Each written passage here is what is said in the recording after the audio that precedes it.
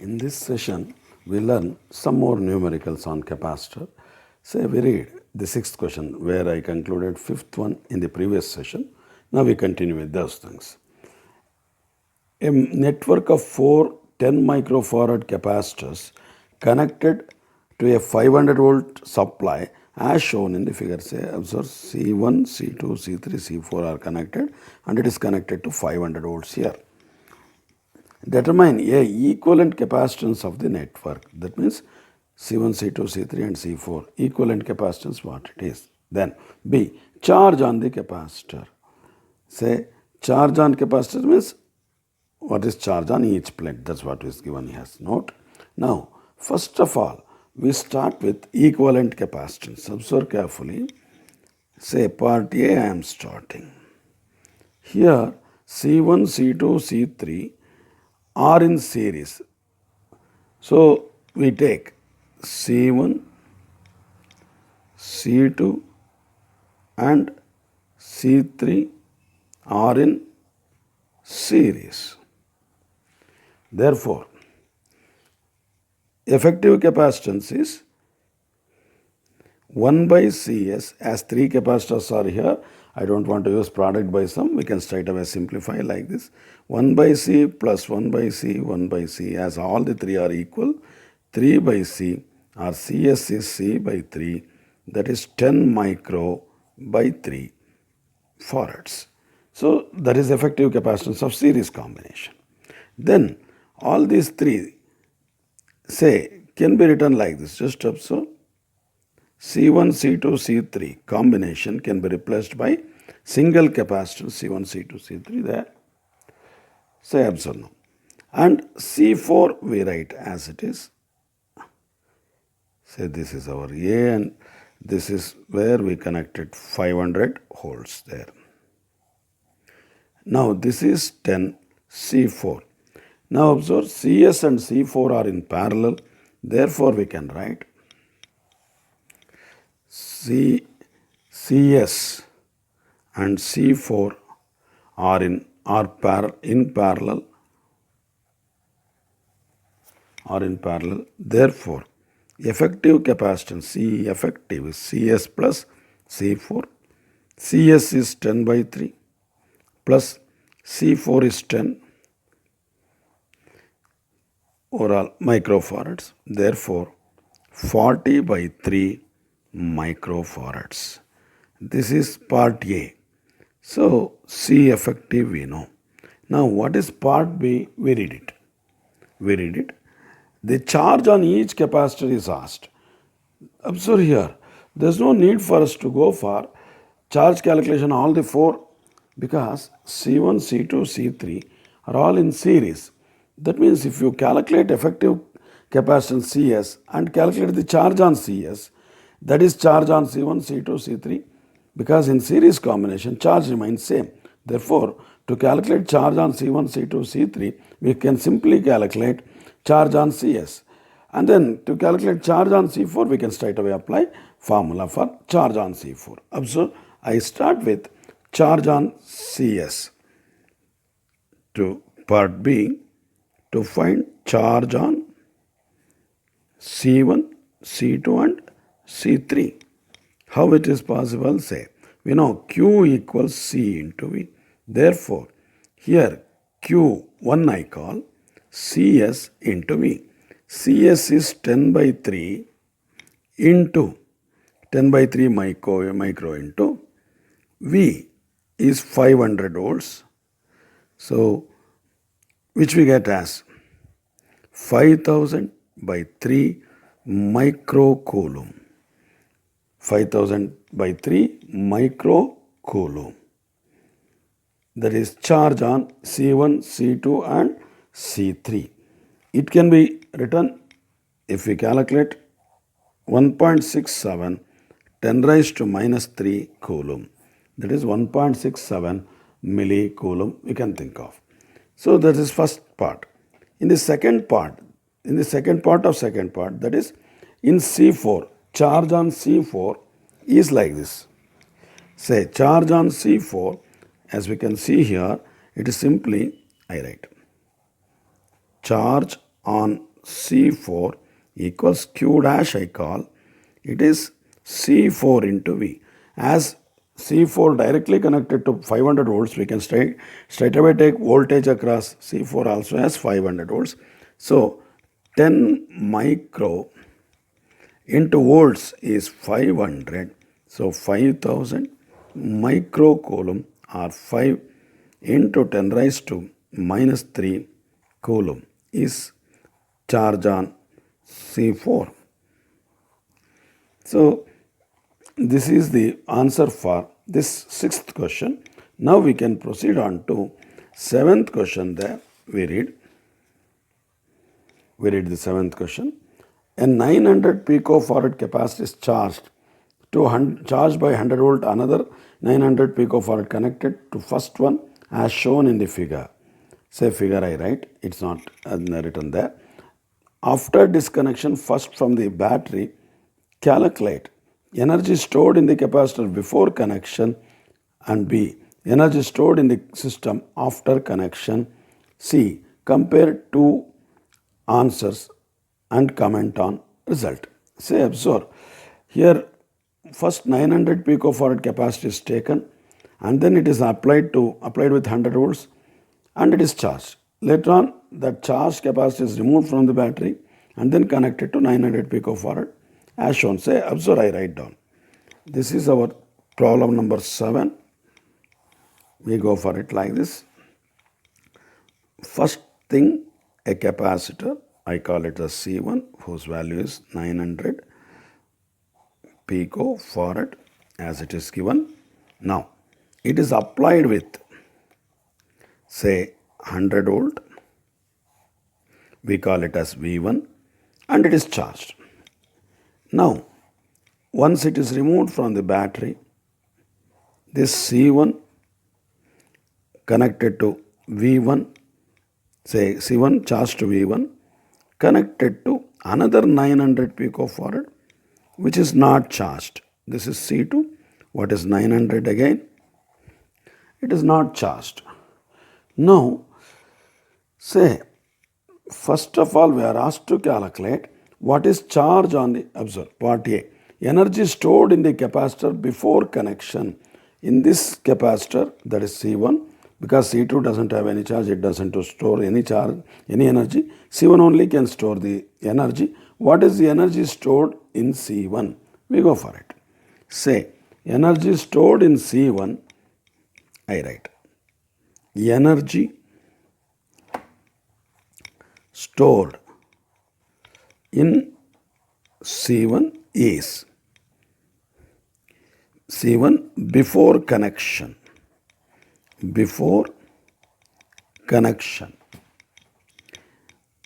Half, I call it as U1 or UI, half C1 V square. Half C1 is 900 pico 10 raised to minus 12 V square. So 10 raised to 100 square. What amounts to be half 9, say 100 means 10 raised to minus 10 now there, into, because minus 2, minus 12 plus 2 there, into 10 raised to minus plus 4. So that is 4.5. Say UI is 4.5, 9 by 2 is 4.5, 10 raised to minus 6 joules. So 4.5 microjoules is the energy stored in the C1 only when it is charged. Now we go for energy stored when it is connected in parallel. But observe here, there is a trick here. What we want to learn, the trick is called as what is called as common potential. That means when you connect two charged capacitors, priorly charged, that means they are charged earlierly, then we connect them parallel. Then due to redistribution of charges, they acquire a same potential. That same potential acquired by them is called as common potential. Here we want to calculate common potential first, and then we know the effective capacitance of C1 and C2. So once we know effective capacitance and the common potential, we can straight away calculate energy stored in the system after parallel connection. So, first of all, we want to learn how to calculate common potential. Observe, common potential means it is just this formula, say the same potential acquired by two capacitors when they are connected in parallel. For that formula, Vc we write C1 V1 plus C2 V2 by C1 plus C2. Say C1 900 picofarad, say I write pico only, into V1, say V1 is 100 volts, plus C2 900, but V2 is 0, so C2 V2 is 0. C1 plus C2 900 plus 900 picofarad. So what we left here is, say 100 by 2, which is 50 volts. So Vc is 50 volt. Therefore, energy stored in combination or after connection is UF equals half Cp Vc square. Half Cp means say C1 plus C2 because they are in parallel into Vc 50 square. So half into C1 plus C2 is 2 into 900 pico, because C1 and C2 are 900 and 900, that's why I have written, because 2 can be cancelled, into 2500. So therefore what we have now is, say 900 into 2500 10 raised to minus 12, which amounts to be finally 2.25 microjoules. So this is UF. This is the answer for second part. Yes, energy stored in the combination. Final answer. Comment on the answers. Say UI we know as 4.5 microjoules. UF after connections 2.25 microjoules. Observe, UF is exactly half of UI because 4.5 by 2 is 2.25. Therefore, the idea is once we connect two capacitors in parallel, say priorly charged capacitors in parallel, there's a loss of energy, and in this case it becomes exactly half of that initial energy. With this, now we proceed on to next numerical, say 8th one, we start with that. Here and after some easy numericals are there, that is what we can simply calculate without applying much of the ideas there. We go for it now. Just observe the 8th problem we read now. We read 8th problem. Say, what is that given there? A metal plate is introduced between the plates of a charged parallel plate capacitor. What is the effect on capacitance of the capacitor? Whether it is charged or uncharged, the capacitance increases. Why? We see that. 8th question we are thinking of. Say we have, this is air in between them. Say we imagine D, the area is A, C equals epsilon naught A by D. When we introduce a metal sheet in between them, you can introduce anywhere the metal plate, but for the sake of easiness, I introduce it. Say this is of D dash, some. Say, or else we write it as X. Now the gap between plate and the thing is D minus X. Observe, this is metal plate. Metal means we are shorting and only the capacitance exists in D minus X gap. Therefore, C dash equals epsilon naught A by D minus X. What can be easily thought of larger than C, because in the C it is a denominator, I have D there.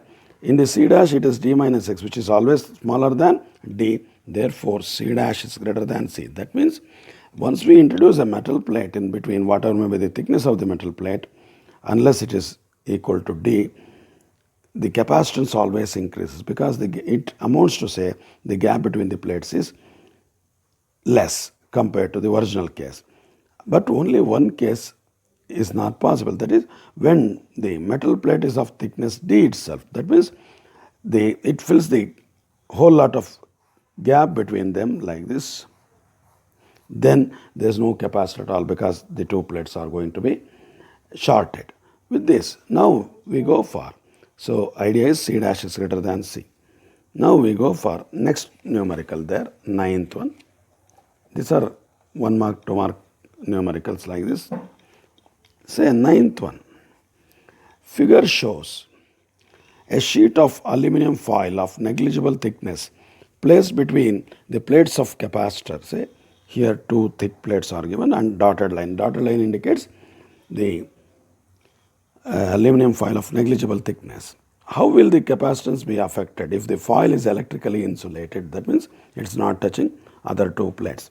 The foil is connected to the upper plate with conducting wire. Say we first think of, as it is of negligible thickness, as we said in the previous case, the space between the plates is not going to be altered because it's of negligible thickness, means it amounts to be capacitance, and say you can think of it at any place as the x is less, as we did in the previous problem. Here x is negligibly small, therefore the original capacitance remains same. That is, after introduction of the aluminum plate, that is C dash is same as C as we did in the previous problem because here x is negligibly small. And going for the second one, foil is connected to the upper plate of the conducting. Observe here, foil is introduced in middle as it is shown, it is connected.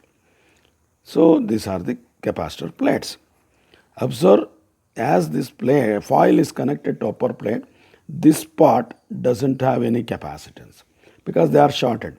Only this part is having the capacitance whose separation is d by 2 because it is introduced in between, exactly at the middle we take. Therefore, in this case, C dash equals epsilon naught A by d by 2. What is 2 into epsilon naught? A by 2, A by d. That is 2 times C. That means in the second case, when the foil is connected to the upper plate of the conducting wire, the capacitance becomes double. If we imagine that as it is given in the plate, in the figure, the capacitance have the aluminum foil exactly in the middle, then the separation only becomes d by 2 as we have seen here. Therefore, capacitance is 2C. It becomes double. Now we proceed on to next question, 10th question. We read it. This type of questions are important for the board exam. In the 5 marks they may be asked. Observe here, we read the question now. Two identical parallel plate capacitor, air capacitors C1 and C2 have capacitance C each. That means C1 and C2 with air. The space between their plates is now filled with dielectrics as shown, K, K1, K2. If the two capacitors still have the equal capacitance, obtain the relation between dielectric constants K, K1 and K2. Observe here, I write C, this is our 10th question, C as with air as epsilon naught A by D. Now C1 according to the dielectric idea there, we have K epsilon naught A by D, what is Kc. And C2 now, observe C2 is this part. But here K1, K2 are fixed like this, and for K1 length is given by L by 2, K2 length is also L by 2. That means area of K1 and K2 is same. It is half of the area of K. Therefore, I write C2 as two parts, C21 with K1 as K1 epsilon naught A by 2 by D. Separation remains same. That means I can write 2, say K1 by 2 into C.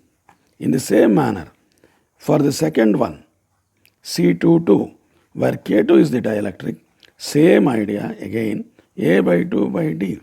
Therefore, again, K2 by 2 into C, where C is epsilon naught A by 2. And observe, they are one above the other like this. This is K1 part, K2 part. That means we can imagine they are connected in parallel. Two capacitors connected in parallel. How? Say, we can write it like this to get easy idea. This is one capacitor, this is one. Say we connected them like this. This is K1 capacitor, K2. They are connected in parallel. Therefore, effective capacitance now, C2, I call it as C2 as it is given, C21 plus C22. C21 is K1 by 2C plus K2 by 2C, which amounts to be, we go for it now, which amounts to be, say, C by 2 K1 plus K2. So observe, we have C2 1 K1C, C22 K2C, C2 effective is C1 by C2, C by 2 K1 plus K2. But it is given in the numerical, C1 and C2 are same, because if the two capacitors still have the same capacitance or equal capacitance, that means I must write now, just observe, say C2 equals C1. Therefore, I write C1 first. C1 equals C2. C1 value is Kc. C2 value C by 2 K1 plus K2. Cancel that. K equals K1 plus K2 by 2. This is the final answer for this problem.